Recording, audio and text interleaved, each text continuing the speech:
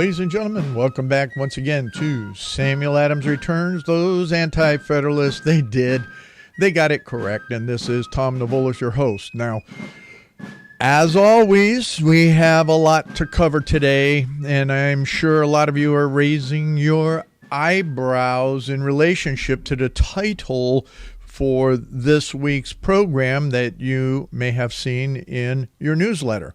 And if you have not signed up for the newsletter, please do so at samueladamsreturns.net when you go there. So what is the title for the program? Well, my goodness, it's a long one, and we have a lot to cover. So with that, the title is The Colonial Christmas, Car Repossessions, J6 Referral, and Transhumanism. Now, I know you're sitting there wondering, what in the world are you talking about, Tom, with, Colonial Christmas and car repossessions, J6, the referral on Trump criminal charges, and transhumanism? All of that? How in the world do you tie all that together? Well, it's very simple. It all comes down to political theology. Every aspect of what I'm talking about here is political theology, and it is tied into economics as well. So what's going on with all of that? And Christian economics, and what does that mean? How do you even, look at justifying that in any manner whatsoever? Well, let me put it to you this way. It's very, very simplistic. We have to start with taking and looking at what is going on in Christmas first. Hey, let's honest. Here we are. We're in Christmas, ladies and gentlemen, and we have to figure out what we're doing with Christmas. And Christmas is very simple. The colonial Christmas was no different than the disparities in our Christmas right now. Shock of all shocks. What in the world are you referring to, Tom? That's ridiculous. No, it's not. It's absolutely sound in thought, in process, in all of that is the fact that Christmas was a very debauched period of time, even in the colonial area. Well, wait a minute. Christmas isn't debauchery now. Well, it all depends. You have to take a look at where are we in our society and culture. So I thought the fun part is to give you just a high-level key points review, couple things that I'm sure a lot of you already know about, but there were things that I talked with Kath about, and she goes, I didn't know that. Or if you did know it, you forgot the significance of it, or you forgot the greater depth of meaning when it comes to what happened during that traditional colonial period. So the big challenge was, once again, all of where did people come from? Where did they settle? Who were those that legally immigrated into the New World? Now, what we had, once again, the early days, we go through and we look at what happened in Virginia and the settlements in Virginia. But then we take a look at who settled in Plymouth, in Massachusetts, in that whole northern region. And as I've talked about in former programs, the northern area, the Massachusetts colonies, had charters for self-rule. Now, what was interesting to me as I went through this and looked at, and it's in your references, about 5 different locations to go and look at about the traditional history of the New World, if you will. And in the southern areas, you had mostly Anglicans. You had those in the New York, mid-states. Pennsylvania had the Quakers. You had then also New York had Germanic people that moved in. There were Catholics that came. You had others that came from the various Christian traditions. A whole mix. And they all celebrated differently based on their theological perspectives. Now, the ones that were the most, how would we say, reviewed the customs of the time were definitely the Puritans. And to the extent that at one point in time, they actually passed laws after the Civil War in England, and they passed laws that said Christmas was outlawed. Christmas was something that you just stayed at home. And you have to remember, when the Puritans first came, Christmas to them was just another work day. They didn't believe in it. They believed that it was that mix of the Roman culture, the Roman paganism, all tied together with Germanic paganism. And so when you see what was going on during that period up there in New England, it was like, no, you're not going to celebrate that. If you think you are, then stay at home behind closed doors. And, oh, wait a minute. Is that, what did they call that during COVID? Stay at home behind closed doors. No.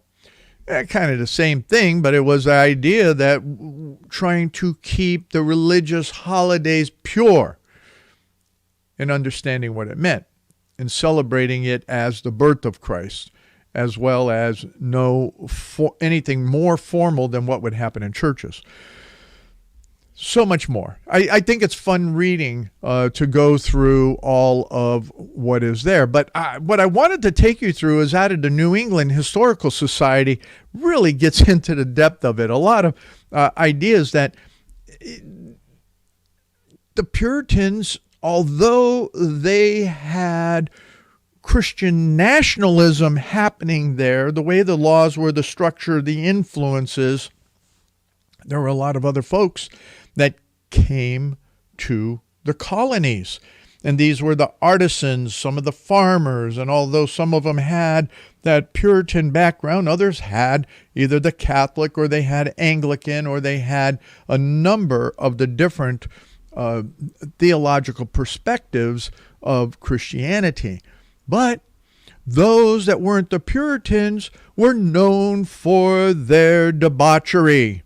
They were known for taking and doing different things like wassailing and mumming.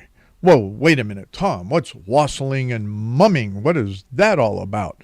Well, those are some of the ideas and some of the what would happen in celebration that the Puritans called paganism. They looked at it.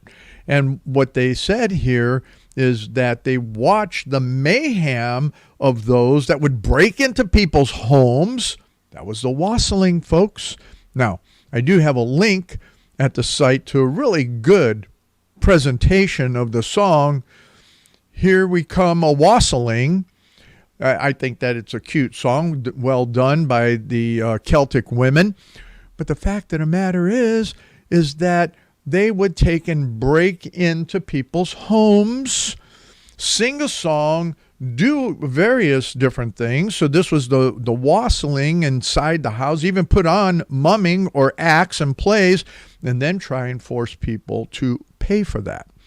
So they even elected at a number of towns in England and then elsewhere in the colonies what they would call is a Lord of Misrule. And that Lord of Misrule was the one that led all of these different ceremonies and celebrations all the way to the 12th night feast. Talk about the 12 nights of Christmas here in a moment. But I wanted to take and bring you into this whole thing on the wassailing, and I'm quoting here, involved barging into houses of the wealthier citizens, singing a song or two, or putting on a short skit, and demanding food, drink, and money. They demanded it. And it ended up sometimes in fights and, destruction of property and all of these different things that were happening there, that just caused all the various problems.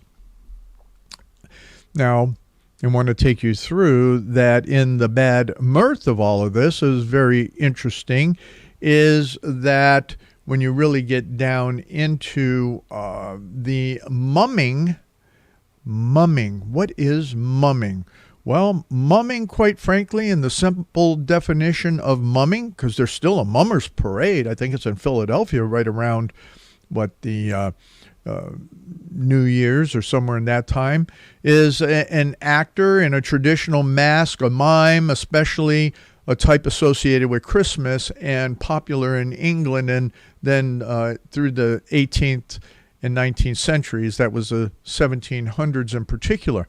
Now, shock of all shocks is that men would dress up like women and women would dress up like men, or they would disguise themselves in such a way that they would slip into people's homes. Sound like bathrooms? Into people's homes without even raising an eyebrow. It was so commonplace. It was a debauchery that the Puritans stood up against. Well, the Anglicans didn't. The Catholics for sure didn't. A lot of the others did not. And so all this drunkenness, this rabble-rousing, this taking and mumming and dressing up like that and carrying on, well, you go into the 1800s and, oh well, there it is. Because, as I've talked about before, the theological changes within the late 1700s and the 1800s and how Puritanism dropped off. By the early 1800s, Episcopalians and Catholics celebrating Christmas, the holdout Protestants got pushed into it. They considered Christmas still a pagan holiday, and that it was co-opted. But when the poem "'Twas the Night Before Christmas" was published in 1822, and then Charles Dickens' classic A Christmas Carol in 1843, the opposition in the Protestant churches began to dwindle and relent. Very interesting. How did that justify where they were within their moral beings? Now, in this article here with the New England Historical Society, it says after the Civil War, the battle ended. New England joined the rest of the country in embracing Christmas, and Christmas embraced New England's values, at least at some degree. And the over-the-top debauchery and drunkenness and rabble-rousing out in the streets gave way to the quieter, conventional celebrations as we recognize them today. So let's finish off with the 12 Days of Christmas, because everybody knows the song, but a lot of people don't know, or maybe just don't remember. The 12 days of Christmas were from the birth of Christ on Christmas Day to the Epiphany, the Feast of the Epiphany, or the revelation publicly of Jesus in the temple and being acknowledged there at that time. So that normally goes through, December 25th until January 5th or 6th, depending on your traditional perspective. Well, it's very interesting on what that all means. Very interesting on how all of these various celebrations came about. Now, I just want you to have some of that fun little components of Christmas on the colonial perspective. But now we're going to get into the real hard meat of the matter when we come back in the next two segments to talk about car repossessions, J6 referrals, and yes, the religion of transhumanism in the whole perspective on how it is affecting our present. No different than the debauchery of the time. So I'm wondering, are those out there that will be like Sam Adams? And he's returning with Christian nationalism. Ladies and gentlemen, welcome back to the second segment of Samuel Adams Returns. Those anti-federalists did get it right as I growl on what is happening in our world around us. But it's no different in so many ways as to what happens in humanity because of our sinful natures. And the fact that we do need a saved people and a saved nation. And what I mean by saved, not by some government entity, but by the living God of the biblical Reformation, just the essence of the truth of the Godhead in his whole being as defined in the whole Bible. So what does that have to do with repossessing cars?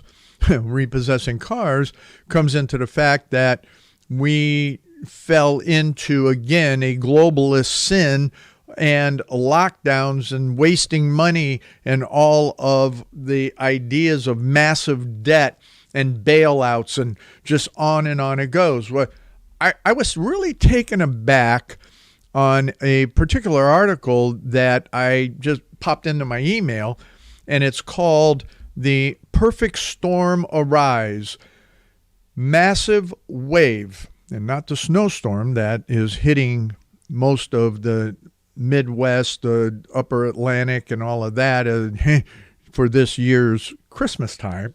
No, this is a perfect storm arrives, massive wave of car repossessions and loan defaults to trigger auto market disaster, crippling U.S. economy.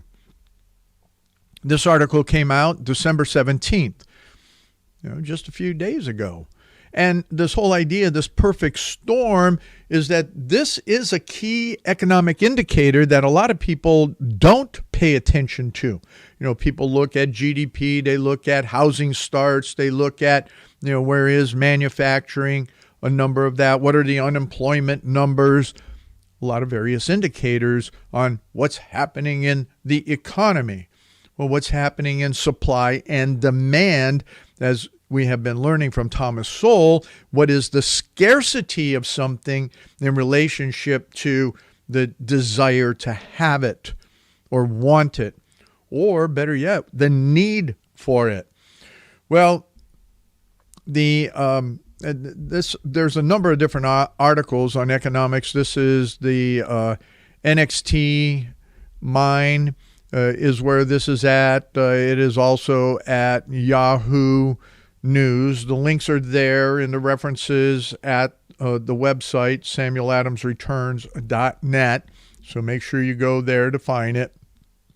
And in some respects, the numbers aren't as bad as, say 2019 or something like that. So the Yahoo portion of this talks about 2019 being an interesting time, but what we've seen is because of COVID and the supply chain debacle, we're seeing that people on average monthly payments for new cars is up 26% from 2019. And what that means is that what you were paying, say, $718, now you're paying $1,000 a month for a new vehicle. That's insane. And in addition to that, it is all of the other expenses, fuel, gasoline, repairs, labor costs, all of that has gone up. So they're calling it a perfect storm is because over the last 2 years, vehicle prices were inflated because there was no new car supply because of the chips, the supply chain. People were still buying like crazy because they had a lot of stay-at-home cash. Stay-at-home cash. That's what they were getting for the COVID thing and the overinflated insanity of staying at home and not working. They had inflated credit scores, which is the greatest debacle, is that during that period of time, how in the world did people get inflated credit scores? So it's like a recipe for disaster. I'm quoting here from Jeremy Cross, who's the president of the International Recovery Systems in Pennsylvania. He's the guy that goes out in Pennsylvania. They take and they repossess cars. So they're looking at all these different numbers and what's happened, and they're trying to look at and say, oh my gosh, here we have, he's out even repossessing high-end cars instead of people buying cars that would be affordable after the pandemic. No, they took what I would call the windfall of their pandemic money and went out and bought vehicles far above what they would normally be able to afford. So here's some of the interesting aspects between 2008 and 2009, when there was another financial crisis, and you saw that auto loans were either 30 days delinquent, and that was about 2.2% in the third quarter compared to the 2.35 delinquent over the same period in 2019. And that's from Experian. And then in contrast, just over 4% of the auto loans went into default in 2009. Now, what we're seeing is that is a large number once again. And the other thing you have to understand is that the cost of the vehicles, they were $7,000 to $15,000 back at that period of time. And this was, where low-income folks, consumers, were buying these budget vehicles and all of that. Now, the same type of vehicle is $20,000 to $25,000. That's nuts. That is totally nuts. So you have the near prime and subprime, and you have to understand, you go look it up. I got the reference there for subprime, means people that do not have a credit score to be able to get the best rates, so they're paying higher interests as well. So now what you have going on is that these near prime, subprime group of consumers are getting hit very, very hard by inflation. And what it comes down to is their car, they're thinking about food and houses more than even trying to get to work. What happens when their cars go away? So when I look at this and we're looking at Christmas, we're looking at the economic picture, there were bad times in America during the founding era as well. It wasn't just about car loans. It was about property. Was it going to be able to take and be able to get sufficient foods? What was happening at that time economically during colonial period, and worse during the Revolutionary War?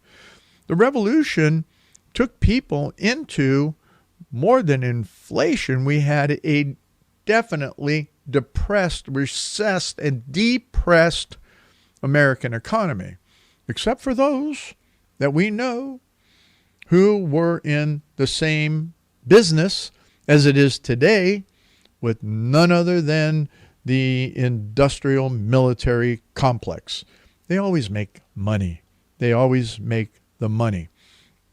Wars help them make money. Now, I'm not comparing any of the modern wars with that of what happened for the American Revolution, but the fact of the matter is that there's a lot of folks out there that definitely do profit. And there's a number of articles where you can see that the military-industrial complex is really enjoying the Ukrainian debacle.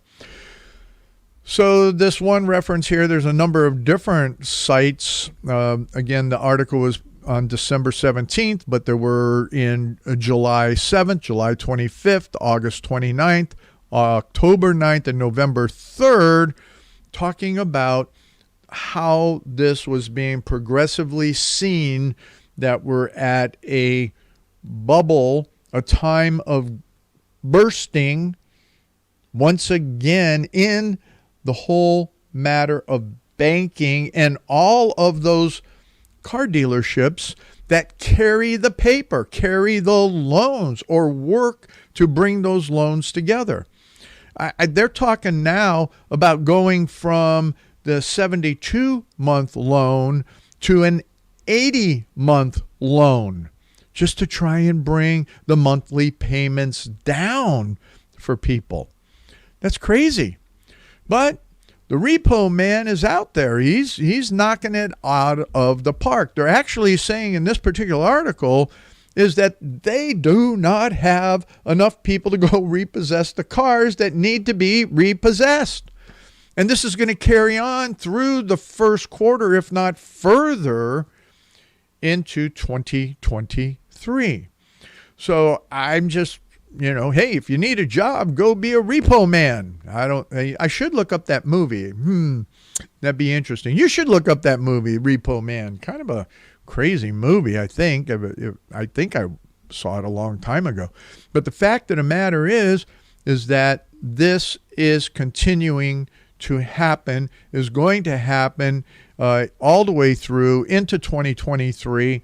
And it's, should be blowing your mind that here we have a major economic indicator that people are losing their vehicles because of inflation. Actually, the recession that's going on. This actually takes in any other form would take and look at this is what is a driver into that recession. So as we take and we look at how do you summarize this and what do you want to do about it? Well, I think you need to start pursuing your legislators and talking to them. I mean, really giving them a what for about what in the world they're doing. Look at right now, Merry Christmas, the Senate and the House, the Democrats in particular, and a whole bunch of Republicans are trying to take and pass an omnibus bill that has $600 million worth of junk in it, and it's all laid on the taxpayer. There's nothing that happened in the Biden inflation bill that deals with inflation. In fact, it's causing more inflation. So your legislators are out there doing crazy things, and they don't give a rip about you. Okay, now this has really become interesting. So just to finish it off with another report, and this report is out of Car Scoops, and talking about that, I thought that this was an industry rag that deals with a lot of different aspects of what's going on with vehicles. But here's another repo guy saying that he's or a dealership that's bought Bentleys, McLarens, Aston Martins because they were repossessed because they were purchased with that PPP money, and that's how they got it. Now they're taking in those loans are starting to crumble around everybody's ears, and it's a bubble. He said there was a housing bubble in 2008. Now what we have is an auto bubble, and it's ready to burst. And folks, it's just really interesting that you're looking at, it's 84-month car loans instead of 72, trying to keep the price down. Or actually, what they want to do is they want to keep the prices of the vehicles higher so that it does not crash. The car markets do not crash. So if they offer a more affordable loan package, you're paying higher interest, they can keep the prices of the vehicles up. Well, this is economics, folks. This is part of the great problems that are out there when socialism and all of the globalism take effect. Your best bet right now is to do everything you can to preserve what you have. And I pray and I hope that you do have a means of income to retain what you have. And with that, I know that Sam Adams fought against debauchery and bad economic policy. So come on back in the last segment when we look at J6 and transhumans. Ladies and gentlemen, welcome back to this last segment of Samuel Adams Returns. Those anti-federalists, they did. They truly got it correct. And this is Tom Navolis, your host, and I'm glad you're sticking with me for this segment as I just briefly talk a little bit about what has come out of the debacle called the January 6th committee. And I just want to take it to someone that I do have a lot of respect for because he is someone that has made his life a strong attempt to be straightforward on constitutionalism. Now, that being none other than a Harvard professor is Alan Dershowitz. Alan Dershowitz has and I'm referring you to justthenews.com to watch the video there. It's in the links at samueladamsreturns.net, right over my shoulder for those that are watching it on the video. You can see there's the website for those that are listening to it in the different markets, samueladamsreturns.net. And you can sign up for the newsletter there. And for those that would want to support the activities here, there's a link for you to participate in doing so. But Dershowitz comes back with very brief and very succinct comments that I think are profound and very clear, is that what the January 6th committee did in their final findings, and in the whole thing, he infers this, I'm not putting words, but in as far as taking and coming out with criminal referrals, it's unconstitutional. They can't do that. And you may be asking, because you haven't looked at what Dershowitz had to say about it or anything in that regard to anybody else, is that it's unconstitutional, as Dershowitz goes on to say, is that Article 1 limits the power of Congress through legislative actions. This is not a legislative action. Naming a specific individual and referring them to the Justice Department, it's not legislative, and it tramples on the authority of the executive branch. He goes on to talk about the 14th Amendment, provides one specific time when Congress may in fact act against an individual, but that is if the person was engaged in an insurrection or rebellion like the Civil War.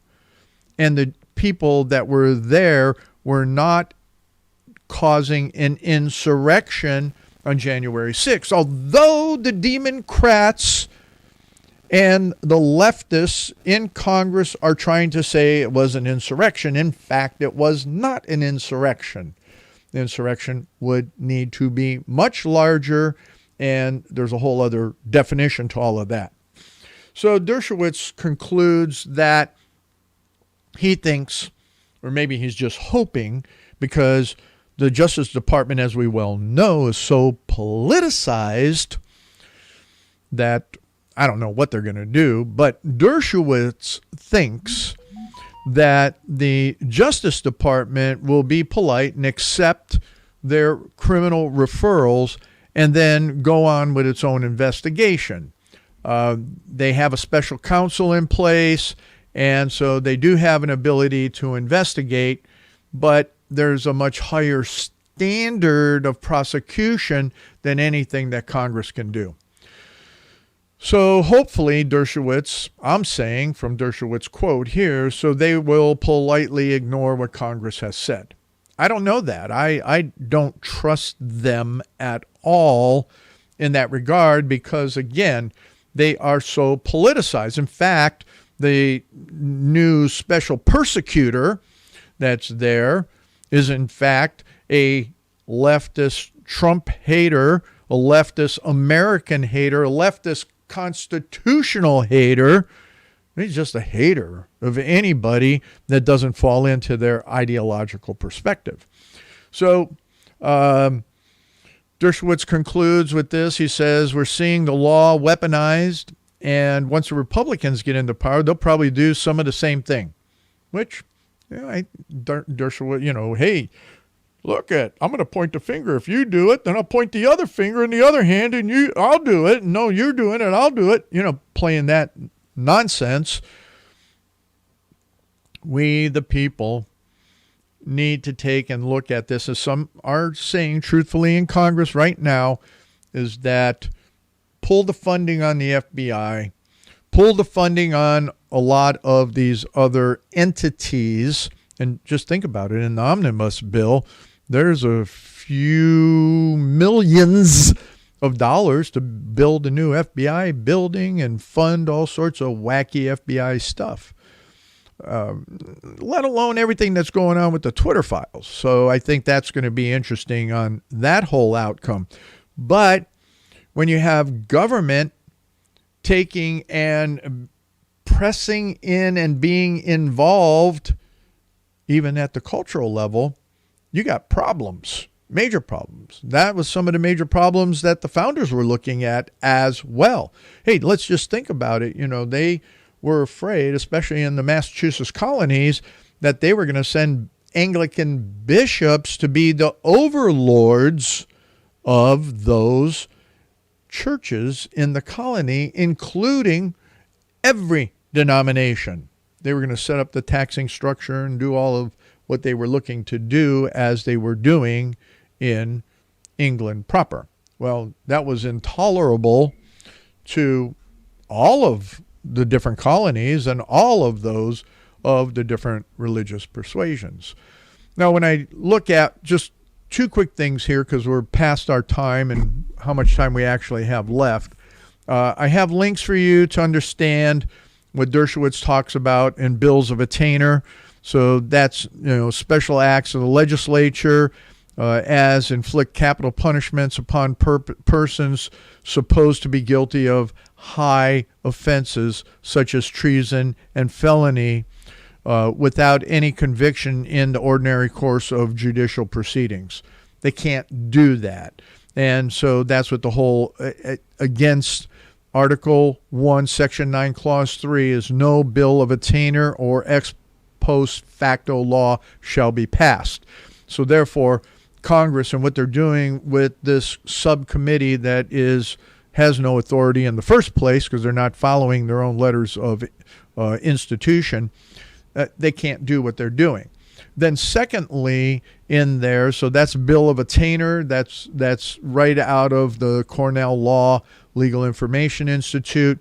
And then there's a whole area here on ex post facto law that I want you to go through when you get the opportunity, and it explains it very, very clearly, goes through a historical background of it, and knowing that it's an after the fact. That's what ex post facto means, after the fact.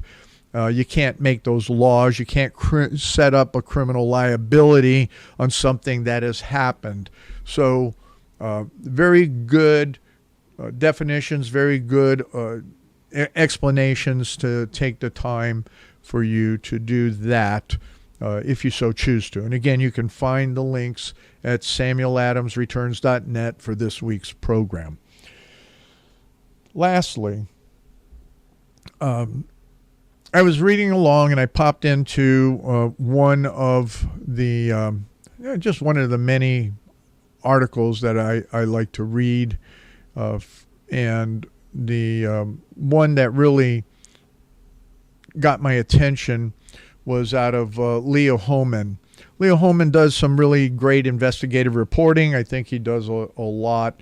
And in these last 5 minutes, I just want to make you aware, if you're not already aware, is that the transhumanism is really taking root like nobody's tomorrow.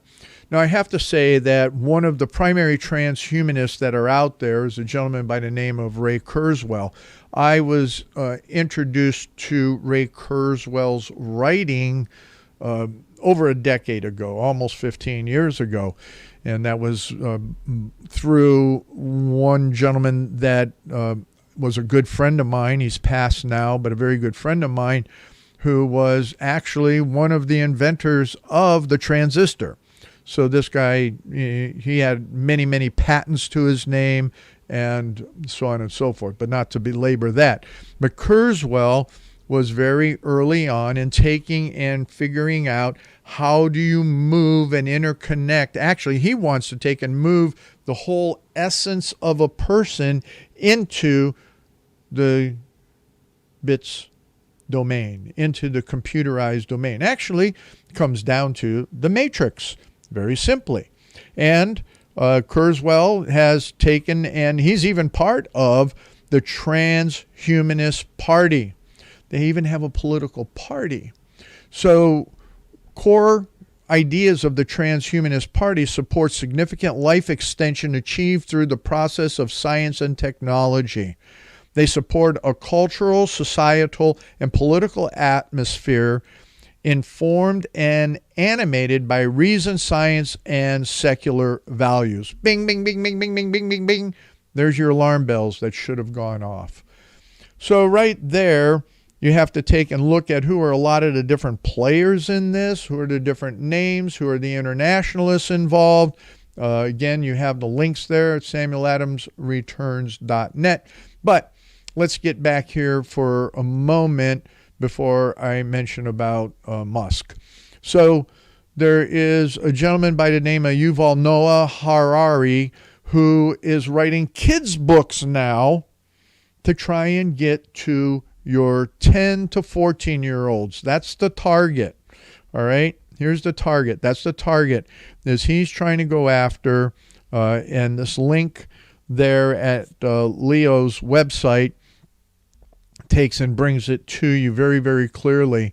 And they're targeting that age category because that's where they think that they can have the most, or he can have the most influence on this whole idea of transhumanism. Now, there's a video clip in there that's very, very interesting on how he looks at God. And as all humanists do, and secularists, they look at God as being selves. He talks about some entity out there that cannot be known. Let me tell you straight up right now, and especially for those that call themselves Christians, the fact is that the living God can be known. And if you're not, you need to understand that this guy is a liar. He's a deceiver. The living God can be known. He's revealed not only in the Old Testament, in the prophecies that point to Jesus. And that's what Christmas is all about, right? Is Jesus is the living God that we can know. And not only that, he is the substitute death. And that means our spiritual death. Our physical death is one, but the spiritual death is something that he has taken on for us. So with that, you need to look at that the transhumanists are targeting completely your children and grandchildren. So the book is targeted at, once again, 10 to 14-year-olds. And we're down to that last little bit over a minute. So what I wanted to talk to you about is that in a periodic, or in a link called Logically, which is another transhumanist site, is that Kurzweil and Elon Musk are self-proclaimed transhumanists. And the fact that Musk is looking at the idea that the human race is going to destroy itself, that he thinks we need to be cyborgs. So that's why he invested and started up a company that is taking and developing a chipset to take and allow us to become cyborgs. So what does that mean? We're all going to go to, what was all those Star Wars or Star Trek videos into the future. Well, ladies and gentlemen, I don't have time to take you through the rest of this, but the links are there at samueladamsreturns.net. Sam Adams knew the human condition. That's why he was an anti-federalist. That's why he pushed that there needed to be amendments to the Constitution. And we have to know and live into our rights that are given to us by God. Come on back next week when Sam Adams returns. And those anti-federalists, they got it right.